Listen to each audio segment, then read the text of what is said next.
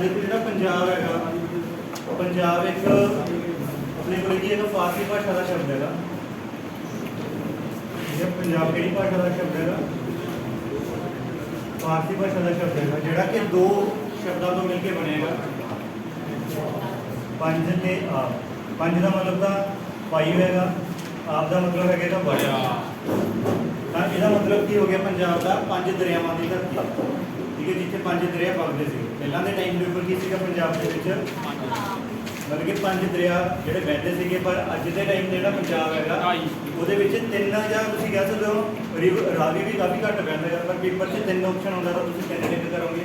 जे 2.5 आता तो वो टिक करो, तो तुम तीन ही याद रखोगे पंजाब के जी अज के टाइम के उपर तीन रिवर है जोड़े तीन दरिया वगते हैं।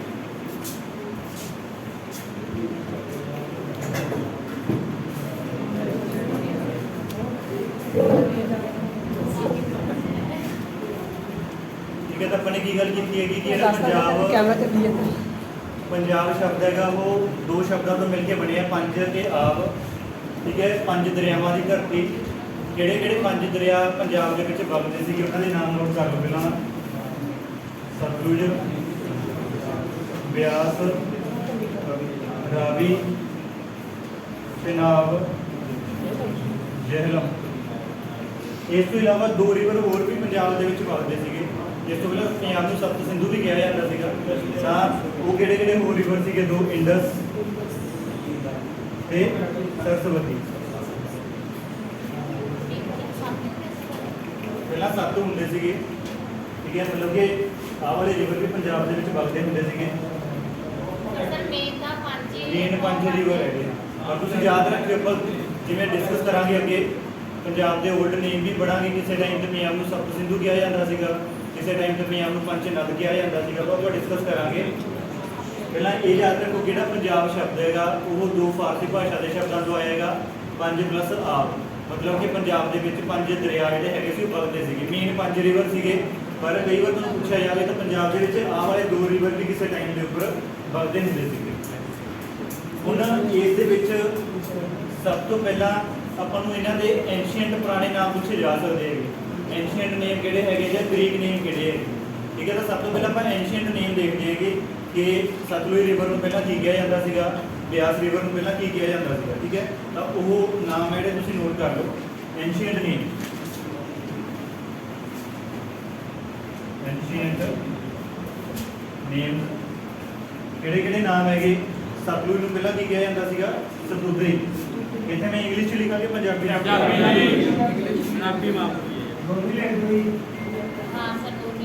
सतुद्री, ठीक है जी। सतलुज को की कहा जाता सीगा? सतुद्री कहा जाता सीगा। दैन ब्यास को की कहा जाता सीगा? विपासा।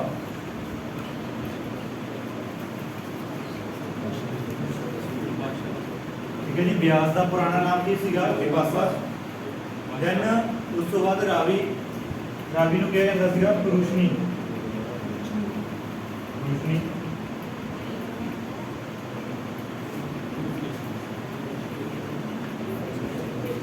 फिर है चिनाब, चिनाब को की कहा जाता सीगा? असीकनी।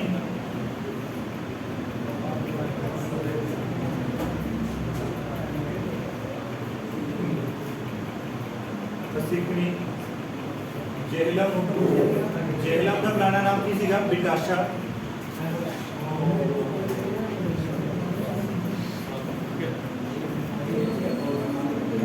बिटासा, ठीक है। झेलम का पुराना नाम की सीगा? बिटासा। उस तो बाद इंडस, इंडस को कहा जाता सी सिंधु दरिया, सिंधु। सिंधु घाटी की सभ्यता भी पढ़ते होंगे तुम। सिंधु, झेलम बिटासा, झेलम का है बिटासा। बाकी मैं ऊपर लिख देना सरस्वती का। इंडस को कहा जाता सीगा? सिंधु। ते सरस्वती को की कहा जाता सीगा? सृष्टि।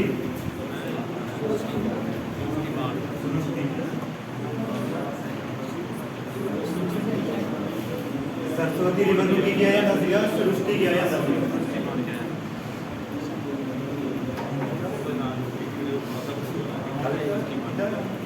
ਠੀਕ ਹੈ ਜੀ ਹੋਣੀ ਠੀਕ ਹੈ, ਸਰੂਪਤੀ ਕਿਹਾ ਜਾਂਦਾ ਸੀ। ਤਾਂ ਇਹ ਕੀ ਹੈਗਾ ਕਿ ਪੁਰਾਣੇ ਨਾਮ ਦਾ ਪੇਪਰ ਦੇ ਵਿੱਚ ਆਪਾਂ ਨੂੰ ਦੋਨੋਂ ਚੀਜ਼ਾਂ ਪੁੱਛ ਸਕਦੇ ਹੈਗੇ ਕਿ ਦਰਿਆਵਾਂ ਦੇ ਪੁਰਾਣੇ ਨਾਮ ਕੀ ਸੀਗੇ ਜਾਂ ਦਰਿਆਵਾਂ ਦੇ ਗ੍ਰੀਕ ਨੇਮ ਕੀ ਸੀਗੇ। ਗ੍ਰੀਕ ਨੇਮ ਅੱਗੇ ਆਪਾਂ ਡਿਸਕਸ ਕਰਾਂਗੇ, ਇਹਨੂੰ ਨੋਟ ਕਰ ਲਓ ਸਾਰੇ ਪੁਆਇੰਟ, ਇਹ ਇੰਪੋਰਟੈਂਟ ਹੈਗੇ ਆ। ਗ੍ਰੀਕ ਕਿਹੜੇ ਲੋਕਾਂ ਨੂੰ ਕਿਹਾ ਜਾਂਦਾ ਸੀ? ਜਿਹੜੇ ਯੂਨਾਨ ਦੇ ਲੋਕ ਸੀਗੇ ਉਹਨਾਂ ਨੂੰ ਗ੍ਰੀਕ ਲੋਕ ਕਿਹਾ ਜਾਂਦਾ ਸੀਗਾ। ਠੀਕ ਹੈ, ਤਾਂ ਉਹਨਾਂ ਨੇ ਵੀ ਜਿਹੜੇ ਗ੍ਰੀਕ ਲੋਕ ਸੀਗੇ ਉਹਨਾਂ ਨੇ ਵੀ ਇਹਨਾਂ ਰਿਵਰ ਨੂੰ ਅਲੱਗ-ਅਲੱਗ ਨਾਮਾਂ ਦੇ ਨਾਲ ਬੁਲਾਇਆ ਸੀਗਾ। ਤਾਂ ਉਹ ਆਪਾਂ ਦੇਖਦੇ ਹੈਗੇ ਕਿ ਜਿਹੜੇ 5 ਮੇਨ ਰਿਵਰ ਹੈਗੇ ਉਹਨਾਂ ਦੇ ਕਿਹੜੇ-ਕਿਹੜੇ ਗ੍ਰੀਕ ਨੇਮ ਹੈਗੇ। ਗ੍ਰੀਕ ਨੇਮ ਸਿਰਫ 5 ਰਿਵਰ ਦੇ ਹੈਗੇ, ਤਾਂ ਇਹਨਾਂ ਦੇ ਹੀ ਆਪਾਂ ਨੇ ਯਾਦ ਰੱਖਣੇ, 5 ਰਿਵਰ ਦੇ ਹੀ ਗ੍ਰੀਕ ਨੇਮ ਹੈ। ਗ੍ਰੀਕ ਨੇਮ, ਹਾਂਜੀ ਗ੍ਰੀਕ, ਇਹਨੂੰ ਇਰੇਜ਼ ਕਰਦਾ ਪਹਿਲਾਂ ਮੈਂ ਲਿਖ ਦਿੰਦਾ ਗਰੀਬ ਨਹੀਂ ਗਰੀਬ ਗਰੀਬ ਗਰੀਬ ਗਰੀਬ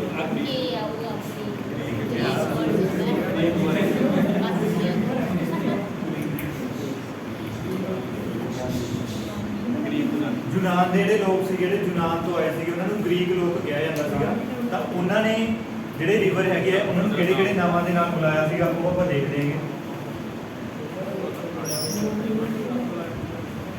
ਤਾਂ ਇਹਦੇ ਵਿੱਚ ਪਹਿਲਾ ਹੈਗਾ ਸਤਲੁਜ। ਸਤਲੁਜ ਨੂੰ ਕਿਹਾ ਜਾਂਦਾ ਸੀਗਾ ਹੈਸੀਡਰੋਸ। ਹੈਸੀਡਰੋਸ।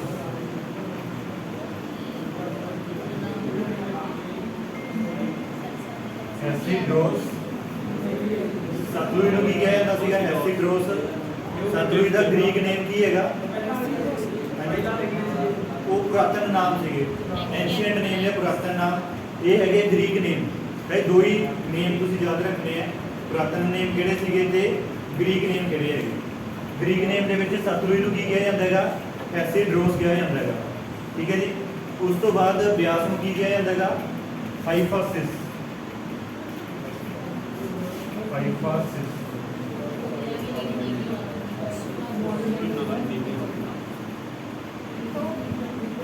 ਹਾਈਫਾਸਿਸ। ਉਸ ਤੋਂ ਬਾਅਦ ਰਾਵੀ। ਰਾਵੀ ਨੂੰ ਕੀ ਕਿਹਾ ਜਾਂਦਾ ਹੈਗਾ? ਹਾਈਡਰੋਟਿਸ। ਰਾਵੀ ਨੂੰ ਕੀ ਕਿਹਾ ਜਾਂਦਾ ਹੈਗਾ? ਹਾਈਡਰੋਟਿਸ। ਹਾਈਡਰੋਟਿਸ। ਰਾਵੀ ਨੂੰ ਕੀ ਕਿਹਾ ਜਾਂਦਾ ਹੈਗਾ? ਹਾਈਡਰੋਟਿਸ। ਚੇਨਾਬ ਨੂੰ ਕੀ ਕਿਹਾ ਜਾਂਦਾ ਹੈਗਾ? ਐਸਨਸਾਈਨ।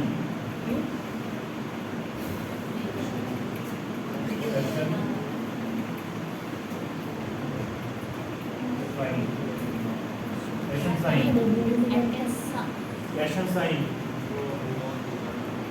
ਜੇਹਲਮ ਨੂੰ ਕੀ ਕਿਹਾ ਜਾਂਦਾ ਹੈਗਾ? ਹਾਈਡਸ ਬਾਸ।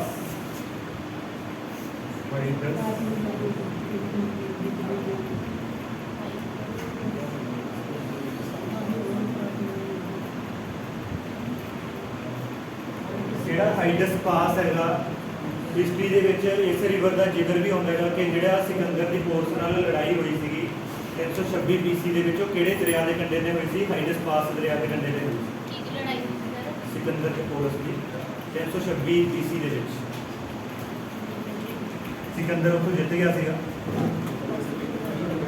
ਠੀਕ ਹੈ, ਤਾਂ ਇਹ ਤੁਸੀਂ ਨਾਮ ਜਿਹੜੇ ਹੈਗੇ ਕਿ ਯਾਦ ਰੱਖਣੇ ਆ। ਇਸ ਤੋਂ ਬਾਅਦ ਆਪਾਂ ਅੱਗੇ ਦੇਖਦੇ ਹਾਂ ਅੱਜ ਦੇ ਟਾਈਮ ਦਾ ਜਿਹੜਾ ਪੰਜਾਬ ਹੈਗਾ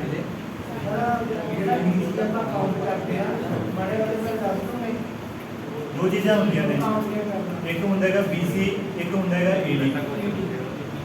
BC ਜਿਹਨੂੰ ਆਪਾਂ ਬਿਫੋਰ ਕ੍ਰਾਈਸਟ ਬੋਲਦੇ ਹਾਂ, AD ਹੈ ਨਾ ਆਫਟਰ ਡੋਮਿਨੋ ਬੋਲਦੇ ਹੈਗੇ, ਮਤਲਬ ਕਿ ਈਸਾ ਮਸੀਹ ਦੇ ਜਨਮ ਤੋਂ ਬਾਅਦ ਜਿਹੜਾ ਟਾਈਮ ਹੈ AD ਮੰਨਿਆ ਜਾਂਦਾ।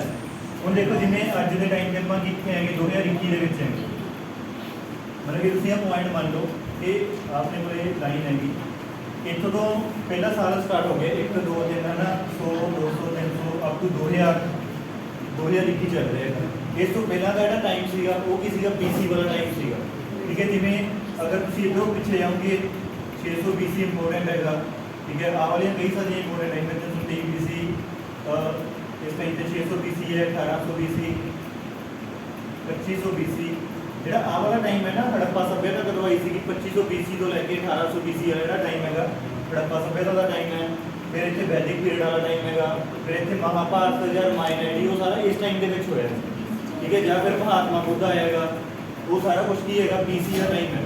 ਤਾਂ ਇਹਦੀ ਗੱਲ ਹੁੰਦੀ ਸੀ। ਉਸ ਤੋਂ ਬਾਅਦ AD ਦੇ ਵਿੱਚ अपने को मौर्य वंश आ गया, ठीक है, फिर होर ਜਿਹੜੇ ਹੈਗੇ ਹਿਸਟਰੀ ਦੇ ਵਿੱਚ ਚੱਲਦੇ ਉਹ ਸਾਰਾ ਕੁਝ एक आउट का तो ਕੀ ਕਰਨਾ है ਇਹ ਹੁਣ ਕੀ ਹੁੰਦਾ ਹੈਗਾ ਦੇਖੋ ਜਿਵੇਂ ਇਹਦੇ ਵਿੱਚ ਇਧਰਲੀ ਸਾਈਡ ਕੀ ਹੈ, ਮੰਨ ਲਓ 100 ਏਡੀ ਹੈ ਨਾ, 100 ਏਡੀ ਦੇ ਵਿੱਚ ਜੇ ਤੁਸੀਂ 100 ਵਧਾਓਗੇ ਤੇ ਵਧੂਗਾ 200 ਹੋ ਜਾਊਗਾ। ਹੁਣ ਇੱਥੇ ਜੇ 2500 ਹੈਗਾ ਇਹਦੇ ਵਿੱਚ ਜੇ 100 ਐਡ ਕਰੋਗੇ ਤਾਂ 2400 ਹੋ ਜਾਊਗਾ, 2600 ਨਹੀਂ ਹੋਣਾ 2400 ਹੋਊਗਾ, ਠੀਕ ਹੈ। ਉਧਰੋਂ ਘਟਦਾ ਹੈ, ਜਦੋਂ ਵਧਾਓਗੇ ਉਹ ਘਟੀ ਜਾਊਗਾ।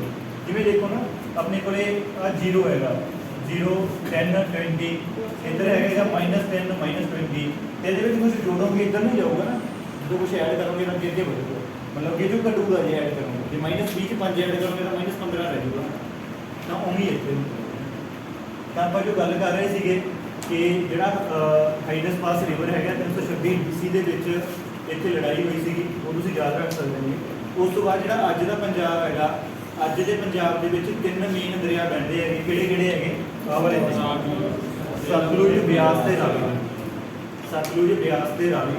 ਇਹਨੂੰ ਵੀ ਆਪਾਂ ਦੇਖਾਂਗੇ ਕਿ ਕਿਸ ਤਰੀਕੇ ਦੇ ਨਾਲ ਪੰਜਾਬ ਦੇ ਮੈਪ ਦੇ ਵਿੱਚ ਇਹਨਾਂ ਦੀ ਲੋਕੇਸ਼ਨ ਹੈਗੀ ਹੈਗੀ।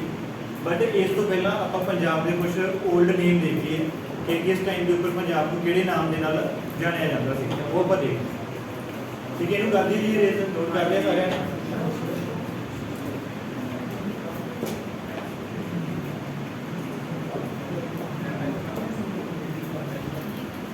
पंजाब ਨੂੰ ਅਲੱਗ-ਅਲੱਗ ਟਾਈਮ ਤੇ ਅਲੱਗ-ਅਲੱਗ ਨਾਮਾਂ ਦੇ ਨਾਲ ਜਾਣਿਆ ਜਾਂਦਾ ਸੀਗਾ। ਸਭ ਤੋਂ ਪੁਰਾਤਨ ਜਿਹੜਾ ਨੇਮ ਸੀਗਾ, ਓਲਡੈਸਟ ਨੇਮ ਉਹ ਪੰਜਾਬ ਦੀ ਹੈਗਾ ਬ੍ਰਹਮਪੁਰਤ, ਬ੍ਰਹਮਪੁਰਤ।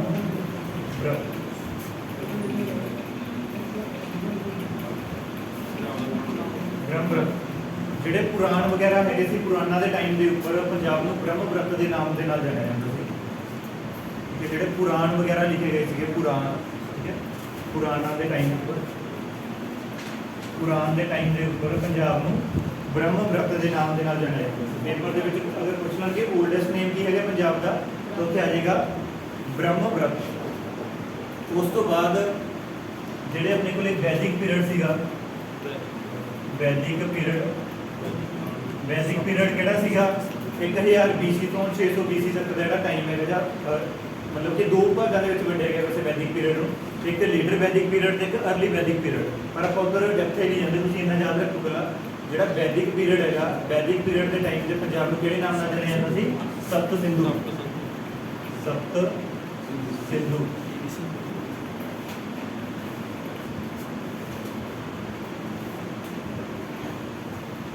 उस तो बाद वैदिक पीरियड तो बाद जो लड़ाइया का टाइम से जोड़े अपने को महाभारत या रामायण लिखी गई थी, तो उस टाइम से पंजाब में की कहा जाता है, तो तुम इतने लिख लो ड्यूरिंग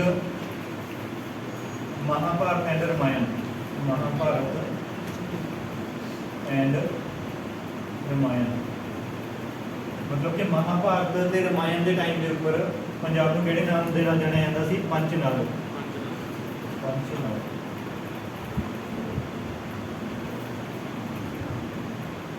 इनू एपिक टाइम भी कहा जाता है, लड़ाइयां का टाइम, ठीक है, ये तो तुम ब्रैकेट के एपिक टाइम भी पा सकते हो, ठीक है। इस टाइम के उपर जो है महाभारत जो है तुहानूं पता सब तो बड़ा युद्ध होया, इस टाइम से की कहा जाता है पंचनल। इस तो बाद ਜਿਹੜੇ ਗ੍ਰੀਕ ਦੇ ਲੋਕ ਸੀਗੇ ਉਹ ਇੰਡੀਆ ਦੇ ਵਿੱਚ ਉਹਨੇ ਸਟਾਰਟ ਹੋ ਗਏ ਸੀ, ਜਿਹੜੇ ਯੂਨਾਨ ਤੋਂ ਲੋਕ ਹੈਗੇ ਸੀਗੇ, ਤਾਂ ਉਹਨਾਂ ਨੇ ਵੀ ਪੰਜਾਬ ਨੂੰ ਇੱਕ ਨਵੇਂ ਨਾਮ ਦੇ ਨਾਲ ਬੁਲਾਇਆ ਸੀਗਾ। ਤਾਂ ਤੁਸੀਂ ਲਿਖੋ ਡਿਊਰਿੰਗ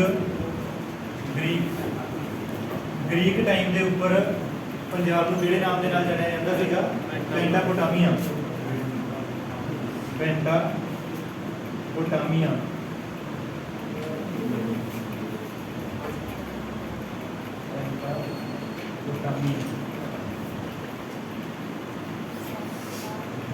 ਪੈਂਟਾਪੋਟਾਮੀਆ ਦੇ ਨਾਮ ਦੇ ਨਾਲ ਜਾਣਿਆ ਜਾਂਦਾ ਸੀਗਾ। ਉਸ ਤੋਂ ਬਾਅਦ ਇੱਕ ਟਾਕਾ ਟਰਾਈਬ ਆਈ ਸੀਗੀ ਪੰਜਾਬ ਦੇ ਵਿੱਚ। ਟਾਕਾ ਟਰਾਈਬ ਨੇ ਪੰਜਾਬ ਨੂੰ ਕੀ ਕਿਹਾ ਸੀਗਾ, ਟਾਕਾ ਪ੍ਰਦੇਸ਼ ਜਾਂ ਟਾਕਾ ਦੇਸ਼ ਦੇ ਨਾਮ ਦੇ ਨਾਲ ਰੈਫਰ ਕੀਤਾ ਸੀਗਾ। ਨਾਮ ਤੁਸੀਂ ਲਿਖ ਲਓ, ਟਾਕਾ ਟਰਾਈਬ ਹੈ ਜਿਹੜੀ, ਉਸ ਟਾਈਮ ਤੇ ਪੰਜਾਬ ਨੂੰ ਕੀ ਕਿਹਾ ਜਾਂਦਾ ਸੀਗਾ, ਟਾਕਾ ਪ੍ਰਦੇਸ਼। ਟਾਕਾ ਪ੍ਰਦੇਸ਼ ਕਿਹਾ ਜਾਂਦਾ ਸੀਗਾ ਪੰਜਾਬ ਨੂੰ ਉਸ ਟਾਈਮ ਦੇ ਉੱਪਰ। ਉਸ ਤੋਂ ਬਾਅਦ ਮੁਗਲਾਂ ਦੇ ਟਾਈਮ ਦੇ ਉੱਪਰ ਡਿਊਰਿੰਗ ਮੁਗਲ ਪੰਜਾਬ ਨੂੰ ਦੋ ਪ੍ਰਾਂਤਾਂ ਦੇ ਵਿੱਚ ਵੰਡਿਆ ਗਿਆ ਸੀਗਾ, ਲਾਹੌਰ ਐਂਡ ਮੁਲਤਾਨ। ਲਾਹੌਰ ਐਂਡ ਮੁਲਤਾਨ, ਉਹ ਲਾਹੌਰ ਐਂਡ ਮੁਲਤਾਨ ਦੇ ਨਾਮ ਦੇ ਨਾਲ ਪੰਜਾਬ ਨੂੰ ਰੈਫਰ ਕਰਦੇ ਸੀਗੇ।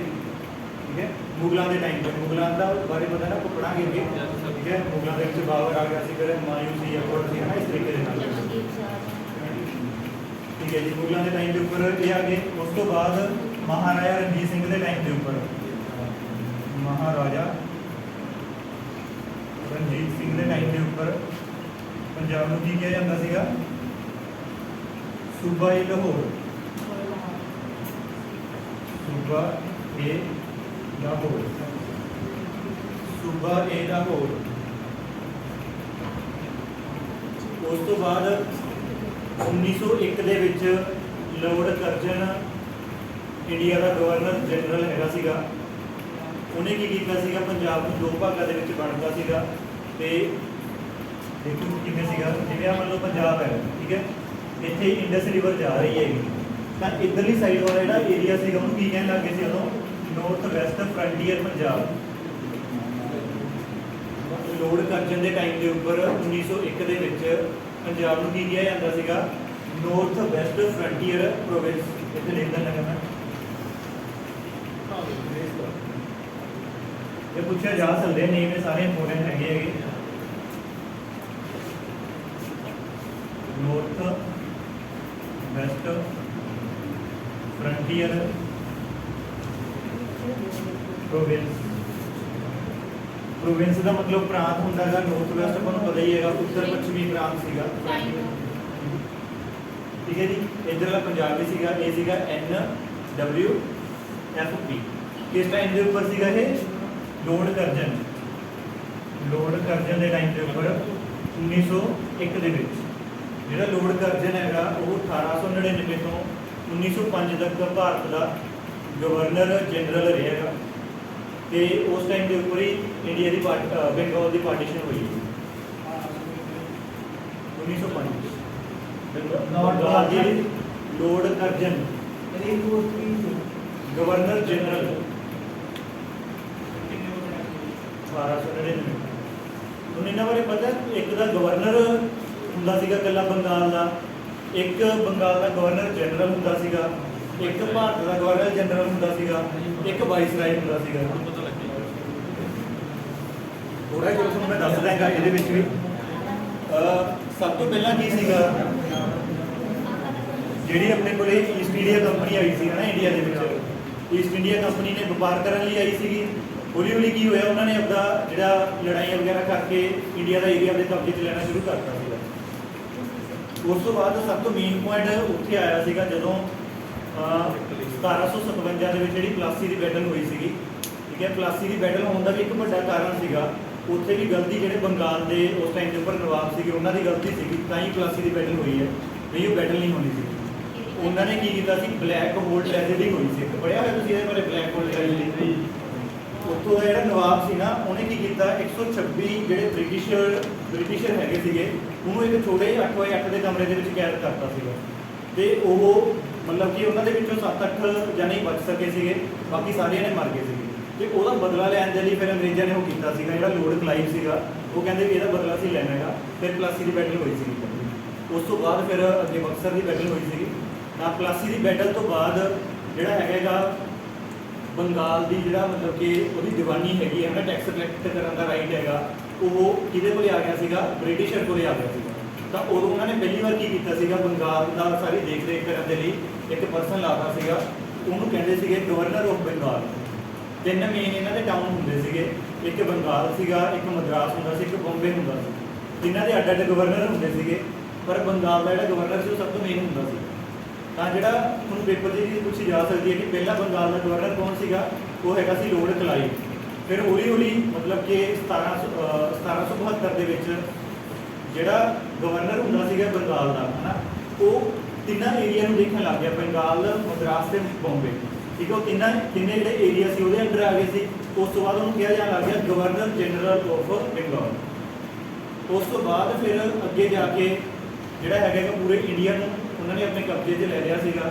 ਤੇ ਫਿਰ ਉਹ ਜਿਹੜਾ ਗਵਰਨਰ ਜਨਰਲ ਆਫ ਬੰਗਾਲ ਹੁੰਦਾ ਸੀਗਾ ਉਹਦਾ ਟਾਈਟਲ ਬਦਲ ਕੇ ਗਵਰਨਰ ਜਨਰਲ ਆਫ ਇੰਡੀਆ ਰੱਖਿਆ ਗਿਆ। ਤੇ ਤੁਹਾਨੂੰ ਇਹ ਪੁੱਛ ਸਕਦੇ ਆ ਕਿ ਪਹਿਲਾ ਜਿਹੜਾ ਗਵਰਨਰ ਜਨਰਲ ਹੈਗਾ ਸੀਗਾ ਉਹ ਕੌਣ ਸੀਗਾ? ਲਾਰਡ ਵਿਲੀਅਮ ਬੈਂਟਿਕ ਸੀਗਾ। ਇੰਡੀਆ ਦੇ ਇੰਡੀਆ ਦਾ ਜਿਹੜਾ ਹੈਗਾ ਸੀਗਾ ਉਹ ਹੈਗਾ ਸੀਗਾ Lord William Bentinck. Lord William Bentinck 1833 ਦੇ ਵਿੱਚ ਇਹ ਇੰਡੀਆ ਦਾ ਜਿਹੜਾ ਹੈਗਾ ਗਵਰਨਰ ਜਨਰਲ ਬਣਿਆ ਸੀਗਾ। ਕਿਉਂਕਿ 20 ਸਾਲਾਂ ਬਾਅਦ ਕੀ ਹੁੰਦੇ ਸੀ ਨਾ, ਰੈਗੂਲੇਟਿੰਗ ਐਕਟ ਹੁੰਦੇ ਸੀਗੇ। ਤੁਸੀਂ ਹਿਸਟਰੀ 'ਚ ਪੜ੍ਹੋਗੇ ਇਹਦੇ ਬਾਰੇ, ਜਦੋਂ ਮਾਡਰਨ ਹਿਸਟਰੀ ਪੜ੍ਹੋਗੇ ਨਾ ਤਾਂ ਉੱਥੇ ਸਾਰਾ ਕੁਝ ਆਊਗਾ। ਉਹਦੇ ਵਿੱਚ ਹਾਂਜੀ 1833 ਦੇ ਵਿੱਚ ਜਿਹੜਾ ਹੈਗਾ ਨਾ ਲਾਰਡ ਵਿਲੀਅਮ ਬੈਂਟਿਕ ਇਹ ਪਹਿਲਾਂ ਗਵਰਨਰ ਜਨਰਲ ਆਫ ਬੰਗਾਲ ਹੁੰਦਾ ਸੀਗਾ ਤੇ ਉਸ ਤੋਂ ਬਾਅਦ ਇਹ ਗਵਰਨਰ ਜਨਰਲ ਆਫ ਇੰਡੀਆ ਬਣ ਗਿਆ। ਤਾਂ ਪੇਪਰ 'ਚ ਤੁਹਾਨੂੰ ਇਹ ਚੀਜ਼ ਪੁੱਛੀ ਜਾ ਸਕਦੀ ਹੈਗੀ ਕਿ ਭਾਰਤ ਦਾ ਬੰਗਾਲ ਦਾ ਲਾਸਟ ਗਵਰਨਰ ਜਨਰਲ ਕੌਣ ਸੀਗਾ ਜਾਂ ਭਾਰਤ ਦਾ ਪਹਿਲਾ ਗਵਰਨਰ ਜਨਰਲ ਕੌਣ ਸੀਗਾ? ਤਾਂ ਉੱਥੇ ਆਨਸਰ ਕੀ ਆ ਜਾਊਗਾ? ਲਾਰਡ ਵਿਲੀਅਮ ਬੈਂਟਿਕ ਆ ਜਾਊਗਾ।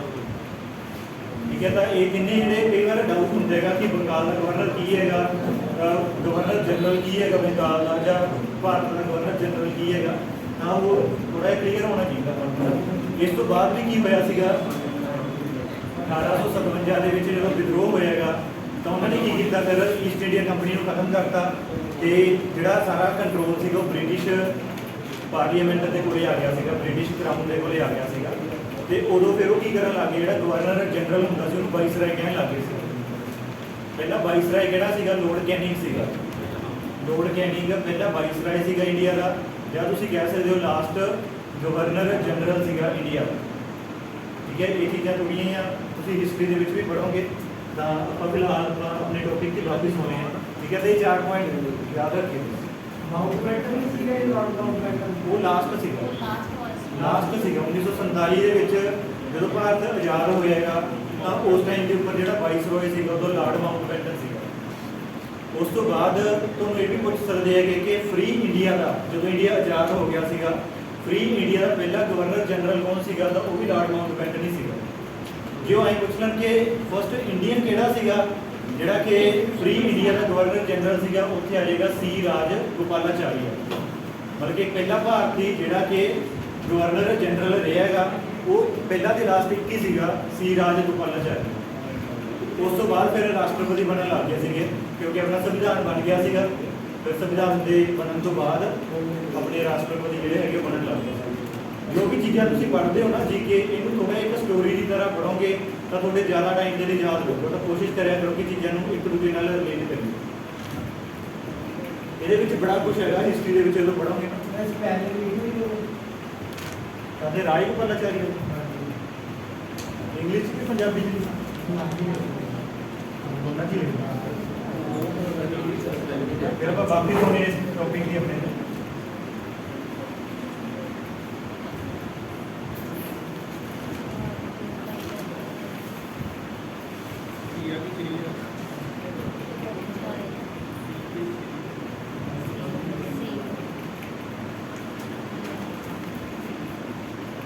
ਰਾਜ ਗੋਪਾਲਾਚਾਰੀ।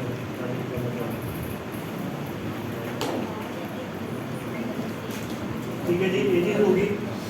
इस तो बाद ਇਧਰਲੇ ਪਾਸੇ ਨੂੰ ਕੀ ਕਹਿੰਦੇ ਆ ਪੰਜਾਬ ਦੇ ਇਧਰਲੇ ਸਾਈਡ ਨੂੰ ਕੀ ਕਹਿੰਦੇ इधर पंजाब ही सीगा, पंजाब ही कहते सी। ठीक है, तो आप गल कर रहे थे कि लॉर्ड कर्जन के टाइम के उपर पंजाब जिहड़ा हैगा उसनूं नॉर्थ वैसट फ्रंटियर प्रोविंस के नाम के नाल जानते थे। उस तो बाद फिर 1947 के इन्होंने इरेज करना नोट कर लिया, अगे लिखते हैं।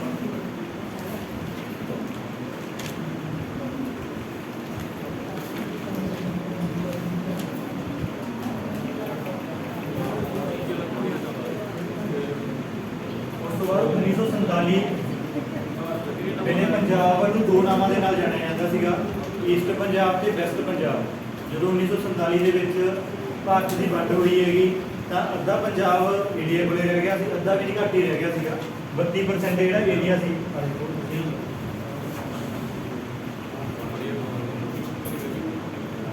ਆਪਣਾ ਮੈਪ ਹੈਗਾ ਕੁਛ, ਠੀਕ ਹੈ। ਇੱਥੇ ਪੰਜਾਬ ਹੈਗਾ, ਠੀਕ ਹੈ, ਆਹ ਵਾਲੀ ਜਗ੍ਹਾ ਤੇ ਮੰਨ ਲਓ ਹੈਗਾ।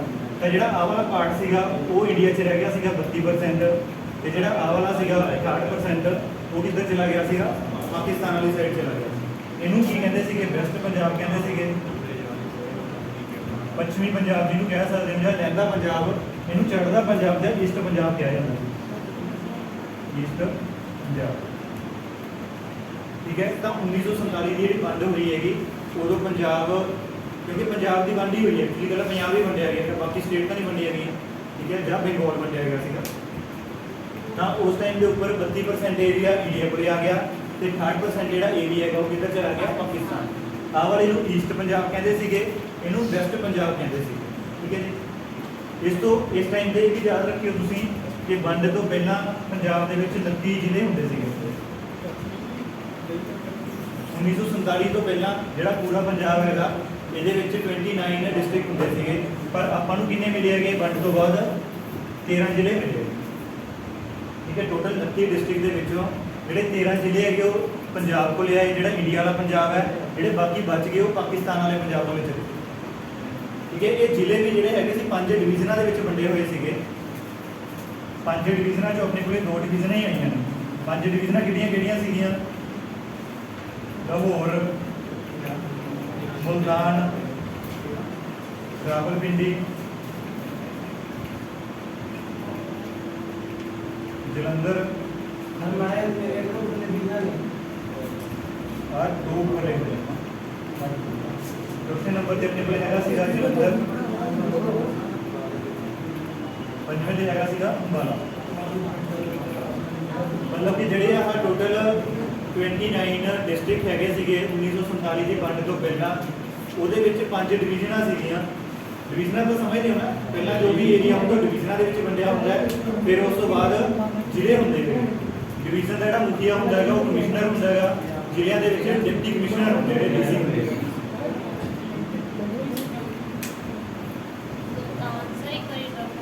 ਹਾਂਜੀ, ਇਹਦੇ 5 ਡਿਵੀਜ਼ਨਾਂ ਨੇ ਕਿਹੜੀਆਂ ਨੇਗੀਆਂ, ਲਾਹੌਰ, ਮੁਲਤਾਨ, ਰਾਵਲਪਿੰਡੀ, ਜਲੰਧਰ ਤੇ ਅੰਬਾਲਾ। ਇਹਨਾਂ ਦੇ ਵਿੱਚ ਜਿਹੜੀਆਂ ਆਹ 3 ਪਹਿਲੀਆਂ ਇਹ ਪਾਕਿਸਤਾਨ ਕੋਲੇ ਚਲੀਆਂ ਗਈਆਂ ਸੀਗੀਆਂ, ਜਿਹੜੀਆਂ 2 ਰਹਿ ਗਈਆਂ ਸੀਗੀਆਂ ਜਲੰਧਰ ਤੇ ਅੰਬਾਲਾ, ਇਹ ਇੱਧਰ ਆ ਗਈਆਂ ਸੀ 32% ਵਾਲੇ ਏਰੀਆ ਦੇ ਵਿੱਚ, ਠੀਕ ਹੈ। ਕਮਿਸ਼ਨਰ ਹੁੰਦਾ ਹੈ, ਕਮਿਸ਼ਨਰ, ਜਿਵੇਂ ਜ਼ਿਲ੍ਹਿਆਂ ਦੇ ਵਿੱਚ ਡਿਪਟੀ ਕਮਿਸ਼ਨਰ ਹੁੰਦੇ ਆ, ਤਾਂ ਇਹਨਾਂ ਦੇ ਉੱਪਰ ਕਮਿਸ਼ਨਰ ਹੁੰਦਾ, ਠੀਕ ਹੈ। ਕਲੀਅਰ ਹੈ ਜੀ ਇਹ। ਉਸ ਤੋਂ ਬਾਅਦ ਪਾਕਿਸਤਾਨ ਦਾ ਪਹਿਲੀਆਂ 3 ਪਾਕਿਸਤਾਨ ਦੇ ਵਿੱਚ ਰਹਿ ਗਈਆਂ ਸੀ, ਤੇ ਆਹ ਵਾਲੀਆਂ 2 ਆਪਣਾ ਇੰਡੀਆ ਵਾਲਾ ਜਿਹੜਾ ਪੰਜਾਬ ਸੀ। ਇਸ ਪੰਜਾਬ ਨੂੰ ਆਪਾਂ ਕੀ ਕਹਿੰਦੇ ਸੀਗੇ, ਈਸਟ ਪੰਜਾਬ ਕਹਿੰਦੇ ਸੀ। ਪਰ ਹੁਣ ਜਿਹੜਾ ਆਹ ਵਾਲਾ ਪੰਜਾਬ ਹੈਗਾ, ਇਹਦੇ ਵਿੱਚ ਇਕੱਲੀਆਂ 13 ਜ਼ਿਲ੍ਹੇ ਹੀ ਨਹੀਂ ਸੀਗੇ, ਇਹਦੇ ਵਿੱਚ ਕੁਝ ਰਿਆਸਤੀ ਪ੍ਰਾਂਤ ਵੀ ਸੀਗੇ।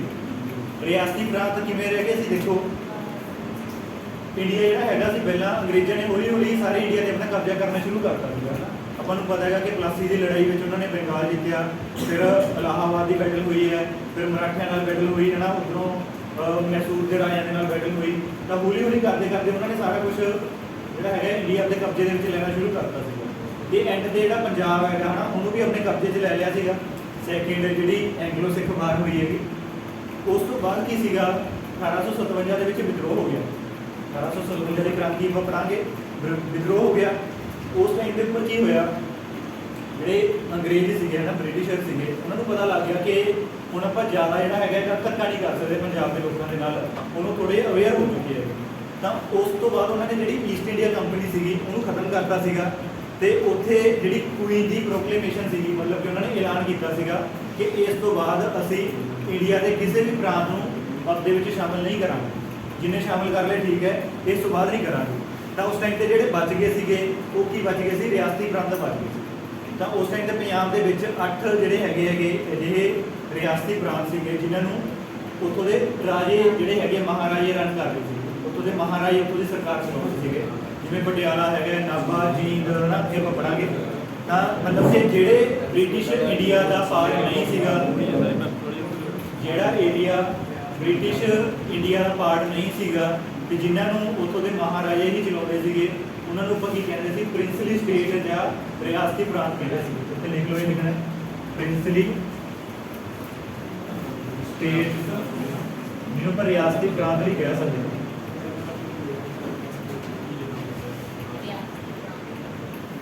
ਇਹ ਤੁਸੀਂ ਐਂ ਕਹਿ ਸਕਦੇ ਹੋ ਕਿ ਇਹ ਇੱਥੋਂ ਦੇ ਜਿਹੜੇ ਮਹਾਰਾਜੇ ਸੀਗੇ ਉਹ ਕਾਫੀ ਜ਼ਿਆਦਾ ਵਧੀਆ ਮਿੱਤਰ ਸੀਗੇ ਅੰਗਰੇਜ਼ਾਂ ਦੇ, ਤਾਂ ਕਰਕੇ ਉਹਨਾਂ ਨੇ ਪਹਿਲਾਂ ਇਹਨਾਂ ਨੂੰ ਅੱਗੇ 'ਚ ਬੁਲਾਇਆ ਨਹੀਂ, ਬਾਅਦ 'ਚ ਤਾਂ ਉਹਨਾਂ ਨੇ ਡਿਕਲੇਅਰ ਹੀ ਕਰਤਾ ਕਿ ਅਸੀਂ ਨਹੀਂ ਬੁਲਾਵਾਂਗੇ। ਸਰ ਇਹ ਛੋਟਾ ਨੇ PSU ਇਦਾਂ ਸੀ। ਹਾਂ ਕਰਦੇ ਪੈਪਸੂ ਸੀ ਉਹਨੇ ਉਸੇ, ਠੀਕ ਹੈ। ਤਾਂ ਮਤਲਬ ਕਿ ਜਿਹੜੇ ਵੀ ਆਹ ਕੈਪਟਨ ਅਮਰਿੰਦਰ ਸਿੰਘ ਦੇ ਪੁਰਖ ਹੈਗੇ ਆ ਉਹ ਸਾਰੇ ਅੰਗਰੇਜ਼ਾਂ ਦੇ ਨਾਲ ਹੀ ਮਿਲੇ ਹੋਏ ਸੀ, ਠੀਕ ਹੈ। ਪ੍ਰਿੰਸਲੀ ਸਟੇਟ ਦੇ ਮਤਲਬ ਕਿ ਉਹ ਸੀ। ਤਾਂ ਆਪਾਂ ਨੇ ਇੱਕ ਉੱਥੇ ਜਿਹੜਾ ਗੱਲ ਕੀਤੀ ਹੈਗੀ ਪ੍ਰਿੰਸਲੀ ਸਟੇਟ ਜਿਹੜੀਆਂ 8 ਪ੍ਰਿੰਸਲੀ ਸਟੇਟ ਸੀਗੀਆਂ ਪੰਜਾਬ ਦੇ ਵਿੱਚ, ਕਿਹੜੀਆਂ ਕਿਹੜੀਆਂ ਸੀਗੀਆਂ ਨੋਟ ਕਰ ਲਓ। ਪਟਿਆਲਾ, ਉੱਥੇ ਲਿਖ ਲਾਂ ਪਟਿਆਲਾ, ਨਾਭਾ, ਜੀਂਦ, ਪਟਿਆਲਾ,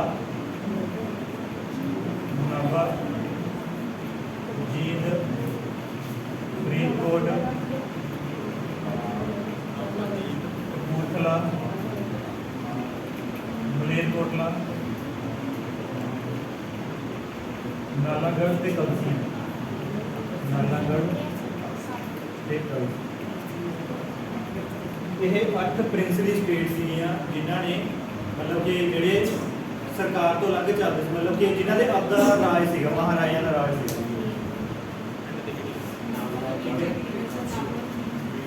ਪਟਿਆਲਾ, ਨਾਭਾ, ਜੀਂਦ, ਫਰੀਦਕੋਟ, ਕਪੂਰਥਲਾ, ਮਲੇਰਕੋਟਲਾ, ਨਾਲਾਗੜ੍ਹ ਤੇ ਕਲਸੀਆਂ, ਠੀਕ ਹੈ। ਇਹ 8 ਪ੍ਰਿੰਸਲੀ ਸਟੇਟ ਹੈਗੀਆਂ ਸੀਗੀਆਂ। ਮਤਲਬ ਕਿ ਤੁਸੀਂ ਐਂ ਕਹਿ ਲਓ ਕਿ ਜਿਹੜਾ ਆਹ 32% ਏਰੀਆ ਹੈਗਾ, ਆ ਜਿਹੜਾ 32% ਏਰੀਆ ਹੈਗਾ ਇਹਦੇ ਵਿੱਚ ਹੀ ਇੱਥੇ ਜਿਹੜਾ ਹੈਗਾ ਆਹ 8 ਪ੍ਰਿੰਸਲੀ ਸਟੇਟ ਸੀ, ਇਹਦੇ ਵਿੱਚ ਹੀ ਇਹਨਾਂ ਨੇ ਏਰੀਆ ਜਿਹੜਾ ਹੈ ਉਹ ਕੀਤਾ। ਤਾਂ ਇਹਨਾਂ ਨੇ ਕੀ ਕੀਤਾ, ਸਾਰੀਆਂ 8 ਪ੍ਰਿੰਸਲੀ ਸਟੇਟ ਆਪਸ ਦੇ ਵਿੱਚ ਇਕੱਠੀਆਂ ਹੋ ਗਈਆਂ ਤੇ ਡੇਟ ਤੁਸੀਂ ਯਾਦ ਰੱਖਣੀ ਹੈਗੀ 15 ਜੁਲਾਈ 1948। 15 ਜੁਲਾਈ 1948 ਦੇ ਵਿੱਚ ਇਹ 8 ਪ੍ਰਿੰਸਲੀ ਸਟੇਟ ਇਕੱਠੀਆਂ ਹੋ ਗਈਆਂ ਤੇ ਇਹਨਾਂ ਨੇ ਆਪਣੀ ਆਰਗੇਨਾਈਜੇਸ਼ਨ ਬਣਾਈ ਜਿਹਦਾ ਨਾਮ ਸੀਗਾ ਪੈਪਸੂ। ਇਹਦਾ ਨਾਮ ਕੀ ਸੀਗਾ? ਪੈਪਸੂ। ਪੈਪਸੂ ਦੀ ਫੁੱਲ ਫਾਰਮ ਕੀ ਹੈਗੀ? ਪਟਿਆਲਾ, ਮੈਂ ਤੇ ਲਿਖ ਲੈਂਦਾ Patiala and East Punjab State union.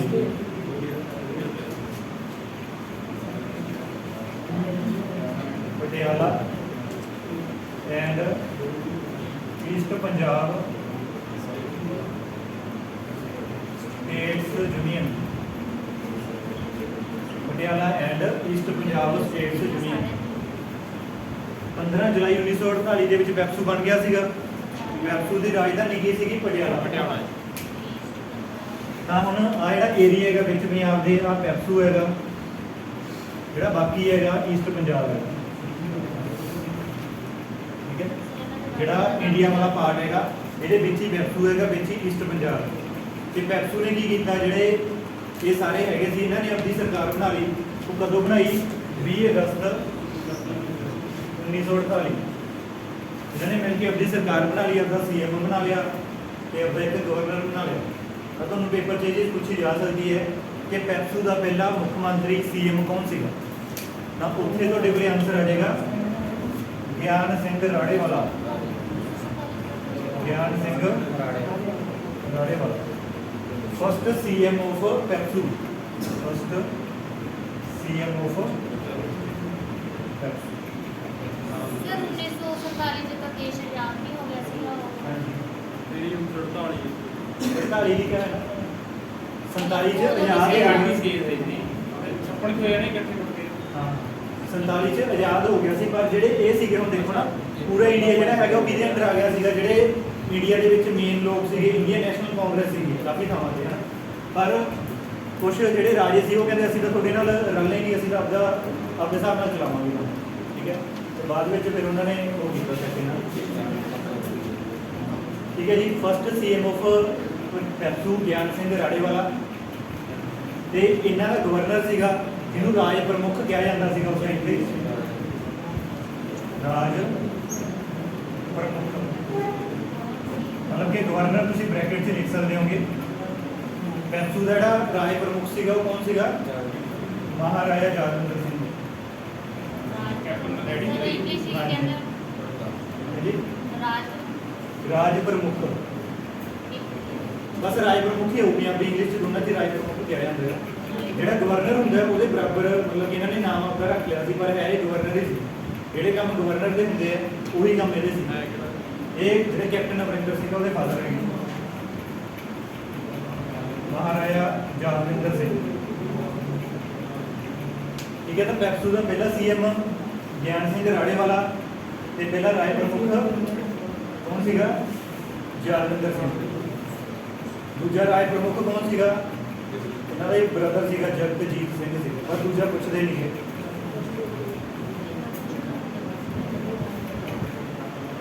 ਠੀਕ ਹੈ ਤਾਂ ਪੈਪਸੂ ਦਾ ਕੀ ਸੀਗਾ ਪਹਿਲਾ ਸੀਐਮ ਪਹਿਲਾ ਰਾਜ ਪ੍ਰਮੁੱਖ ਇਸ ਤਰੀਕੇ ਦੇ ਨਾਲ ਹੀ ਜਿਹੜਾ ਆਪਣੇ ਕੋਲ ਈਸਟ ਪੰਜਾਬ ਵੀ ਪਿਆ ਇਹਦਾ ਕੀ ਕਰ ਰਹੇ ਇੰਨੇ ਏਰੀਆ ਨੂੰ ਦੇਖ ਰਹੇ ਹੈਗੇ ਜਿਹੜਾ ਪੈਪਸੂ ਹੈ ਉਹ ਤਾਂ ਆਪਦੇ ਏਰੀਆ ਨੂੰ ਕੰਟਰੋਲ ਕਰ ਰਿਹਾ ਪਤਾ ਲੱਗ ਰਿਹਾ ਹੈ ਜੋ ਆਪਾਂ ਕਰ ਰਹੇ ਹਾਂ ਯੈਸ ਸਰ ਜਿਹੜਾ ਈਸਟ ਪੰਜਾਬ ਸੀਗਾ ਈਸਟ ਪੰਜਾਬ ਦਾ ਆਪਦਾ ਸੀਐਮ ਸੀਗਾ ਆਪਦਾ ਗਵਰਨਰ ਸੀਗਾ ਜਿਹੜਾ ਮਤਲਬ ਕਿ ਪੰਜਾਬ ਸੀਗਾ ਪੰਜਾਬ ਦਾ ਪਹਿਲਾ ਸੀਐਮ ਕੌਣ ਸੀਗਾ ਜਿਹੜਾ ਈਸਟ ਪੰਜਾਬ ਹੈਗਾ ਗੋਪੀ ਚੰਦ ਭਾਰਗਵ ਆ ਨੋਟ ਕਰ ਲਓ ਨਹੀਂ ਗਿਆਨ ਸਿੰਘ ਰਾੜੇਵਾਲਾ ਦਾ ਪੈਪਸੂ ਦਾ ਸੀਗਾ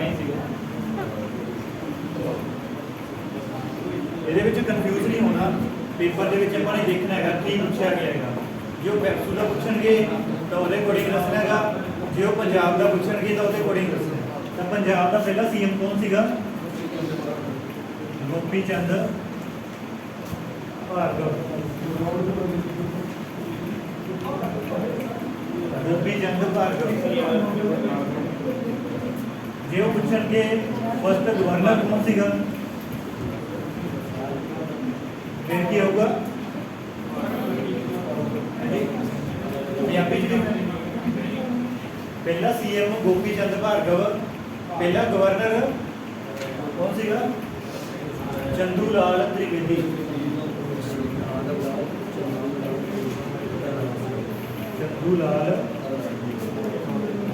त्रिवेदी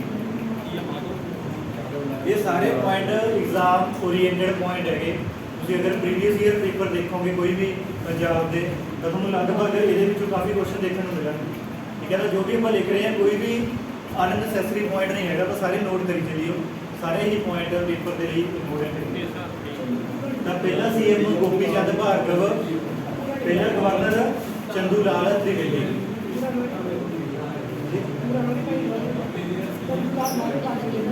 ਬਸ ਦੋ ਘੰਟਾ ਪੂਰਾ ਥੋੜੀ ਪੇਪਰ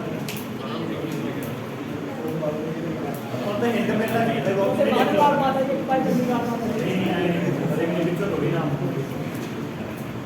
बिचो नाम नहीं होने कदे भी वैसे ਇਹਦਾ ਪੂਰਾ ਨਾਮ ਜਿਹੜਾ ਹੈ ਚੰਦੂ ਲਾਲ ਮਾਧਵ ਲਾਲ ਤ੍ਰਿਵੇਦੀ ਸੀਗਾ ਪਰ ਇਹਨਾਂ ਯਾਦ ਰੱਖੋਗੇ ਸਫੀਸ਼ੀਐਂਟ ਹੈ ਕਿ ਉਹ ਨਹੀਂ ਆਪਸ਼ਨ ਦੇ ਹੀ ਲਾਵਾਂਗੇ ਜੀ ਆਪਸ਼ਨ ਦੇ ਲਾਂਗੇ ਹਾਂ ਹਾਂ ठीक है थोड़ा क्लियर हैगा ਤਾਂ ਦੇਖੋ ਕੀ ਹੋਇਆ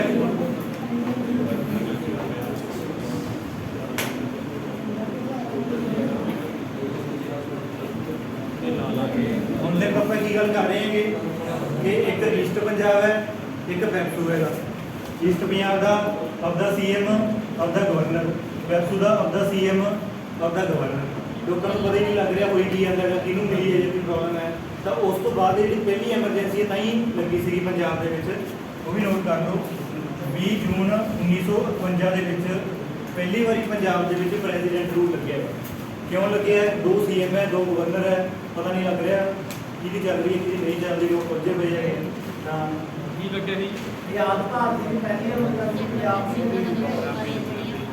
ਭਾਰਤ ਦਾ ਜਿਹੜਾ ਪਹਿਲਾ ਪ੍ਰੈਜ਼ੀਡੈਂਟ ਰੂਲ ਪੰਜਾਬ ਦੇ ਵਿੱਚ ਹੀ ਲੱਗਿਆ ਸੀ ਐਮਰਜੈਂਸੀ ਜਿਹਨੂੰ ਕਹਿੰਦੇ ਆ ਰਾਸ਼ਟਰਪਤੀ ਰਾਜ ਜਿਹਨੂੰ ਆਪਾਂ ਕਹਿੰਦੇ ਹੈਗੇ ਹਾਂਜੀ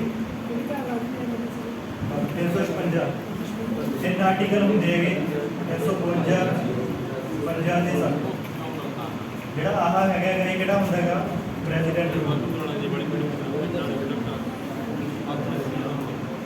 ਇਹ ਪੂਰੇ ਇੰਡੀਆ ਦਾ ਪਹਿਲਾ ਪ੍ਰੈਜ਼ੀਡੈਂਟ ਰੂਲ ਹੈ ਜਿਹੜਾ ਉਹ ਪੰਜਾਬ ਦੇ ਵਿੱਚ ਹੀ ਲੱਗਿਆ ਸੀਗਾ ਕਦੋਂ ਲੱਗਿਆ ਸੀਗਾ 20/6/1952 ਜਿਹਨੂੰ ਆਪਾਂ ਰਾਸ਼ਟਰਪਤੀ ਰਾਜ ਕਹਿੰਦੇ ਨੇ ਅੱਗੇ ਲੱਗਿਆ ਐਮਰਜੈਂਸੀ ਲੱਗੀ ਤੇ ਹੁਣ ਤੱਕ ਪੂਰੇ ਪੰਜਾਬ ਦੇ ਵਿੱਚ 8 ਵਾਰੀ ਐਮਰਜੈਂਸੀ ਲੱਗ ਚੁੱਕੀ ਹੈ ਅਗਰ ਤੁਹਾਨੂੰ ਪੁੱਛਣਗੇ ਪੰਜਾਬ ਦੇ ਵਿੱਚ ਕਿੰਨੇ ਵਾਰ ਰਾਸ਼ਟਰਪਤੀ ਰਾਜ ਲੱਗ ਚੁੱਕਿਆ ਹੈਗਾ ਤਾਂ 8 ਵਾਰੀ ਪੰਜਾਬ ਦੇ ਵਿੱਚ ਰਾਸ਼ਟਰਪਤੀ ਰਾਜ ਲੱਗ ਚੁੱਕਿਆ ਹੈ।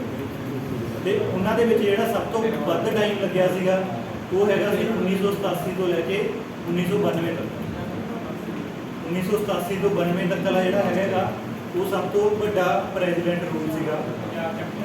8 ਵਾਰੀ ਲੱਗੀ ਇੰਡੀਆ ਜਿੱਦਾਂ ਆ ਗਿਆ ਤੇ ਸਰ ਐਮਰਜੈਂਸੀ ਤਾਂ ਉਹੀ ਹੁੰਦਾ ਜਿਹਦੇ ਫੰਡਾਮੈਂਟਲ ਰਾਈਟਸ ਨੇ ਉਹ ਸਸਪੈਂਡ ਕਰ ਦਿੰਦੇ ਆ ਕੁਝ ਟਾਈਮ। ਫੰਡਾਮੈਂਟਲ ਰਾਈਟ ਸਾਰੇ ਸਸਪੈਂਡ ਨਹੀਂ ਹੁੰਦੇ, 20 ਤੇ 21 ਸਸਪੈਂਡ ਨਹੀਂ ਹੁੰਦਾ, ਬਾਕੀ ਸਸਪੈਂਡ ਹੋ ਜਾਂਦੇ। ਹਾਂ ਇਹੀ ਹੁੰਦਾ ਨਾ ਐਮਰਜੈਂਸੀ। ਜਦੋਂ ਵੀ ਐਮਰਜੈਂਸੀ ਲੱਗਦੀ ਹੈਗੀ ਉਦੋਂ ਜਿਹੜੇ ਫੰਡਾਮੈਂਟਲ ਰਾਈਟ ਹੈਗੇ ਆਪਣੇ ਹਨਾ ਉਹ ਸਸਪੈਂਡ ਹੋ ਜਾਂਦੇ ਆ, ਪਰ ਜਿਹੜਾ 20 ਤੇ 21 ਫੰਡਾਮੈਂਟਲ ਰਾਈਟ ਹੈਗਾ ਆਰਟੀਕਲ 20 ਤੇ 21 ਉਹ ਸਸਪੈਂਡ ਨਹੀਂ ਹੁੰਦਾ।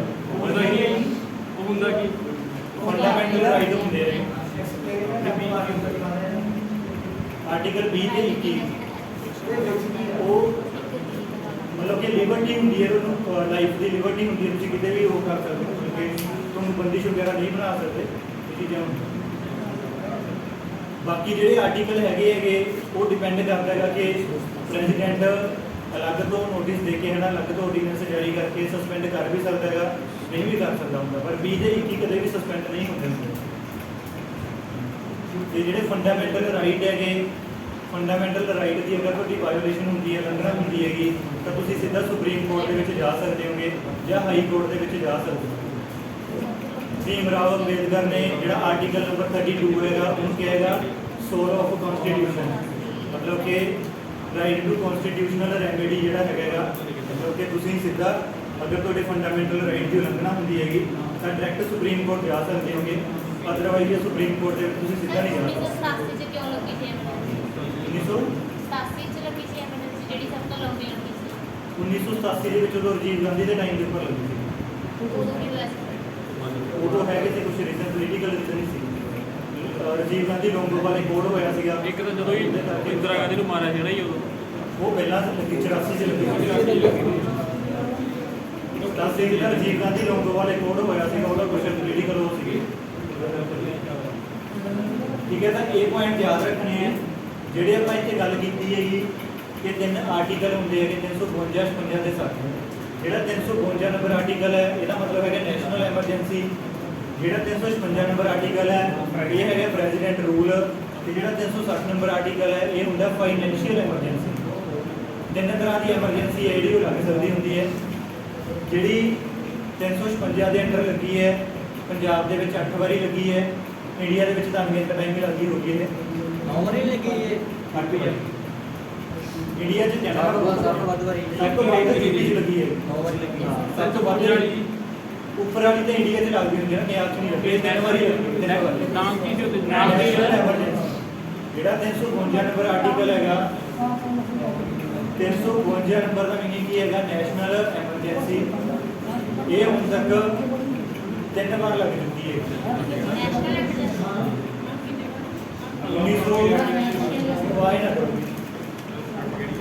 1962 ਦੇ ਵਿੱਚ ਲੱਗੀ ਸੀ ਜਦੋਂ ਚੀਨ ਦੇ ਨਾਲ ਜੰਗ ਹੋਈ ਹੈਗੀ। ਫਿਰ 1972 ਦੇ ਵਿੱਚ ਲੱਗੀ ਹੈ ਪਾਕਿਸਤਾਨ ਦੇ ਨਾਲ ਲੜਾਈ ਵੇਲੇ। ਫਿਰ ਉਸ ਤੋਂ ਬਾਅਦ 1975 ਦੇ ਵਿੱਚ ਲੱਗੀ ਹੈ, ਉਹ ਇੰਦਰਾ ਗਾਂਧੀ ਨੇ ਐਂਡ ਕਰ ਦਿੱਤੀ। ਠੀਕ ਹੈ, 3 ਵਾਰ ਹੁਣ ਤੱਕ ਲਾਸਟ ਨਹੀਂ ਲੱਗੀ, ਇਹ ਨਹੀਂ ਲੱਗੀ।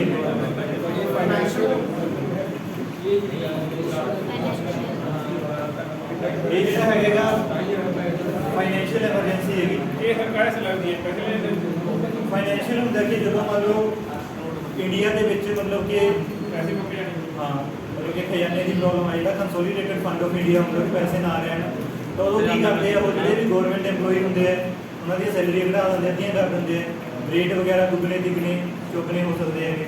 ਪਰ ਹਜੇ ਤੱਕ ਇਹ ਲੱਗੀ ਨਹੀਂ, ਜੇ ਲੱਗੀ ਤਾਂ ਫਿਰ ਕਾਫੀ ਜ਼ਿਆਦਾ ਪ੍ਰੋਬਲਮ ਆ ਸਕਦੀ। ਠੀਕ ਹੈ, ਤਾਂ ਇਹ ਸਾਰਾ ਕੁਝ ਜਿਹੜਾ ਹੈਗਾ ਨੋਟਬੰਦੀ ਤੇ ਲੱਗਦੀ ਹੈ। ਨੋਟਬੰਦੀ ਜਿਵੇਂ ਹੋਈ ਕਿਵੇਂ ਕਹਿੰਦੇ ਜਿਵੇਂ ਨੋਟਬੰਦੀ ਦੀ ਹੋਈ ਸੀ ਆਏ ਨਹੀਂ ਆਏ ਉਹ ਹੋਰ ਚੀਜ਼ ਸੀ। ਆਏ ਲੱਗਣੀ ਚਾਹੀਦੀ ਧੰਨਵਾਦ। ਸਰ ਇਹ ਮੰਨ ਲਾ ਆਪਣੇ ਹੁੰਦੇ ਆ ਨੋਟ ਇੰਡੀਆ ਚ ਬਣਦੇ ਆਪਣੇ ਰਿਜ਼ਰਵ ਬੈਂਕ ਚ ਨੋਟ ਹੀ ਬਾਅਦ ਬਣਾਉਣ ਦੀ ਕੋਈ ਨਹੀਂ ਆਏ ਤਾਂ ਨਹੀਂ ਸਰ ਕਾਗਜ਼ ਹੀ ਹੈ ਜੀ ਇਹਦਾ ਰੀਜ਼ਨ ਦੱਸਿਆ ਦਾ ਸੀਗਾ ਜੀਵਾ ਜਾਣ ਕੇ ਬੰਦਾ ਬਹੁਤ ਬਣਾਈ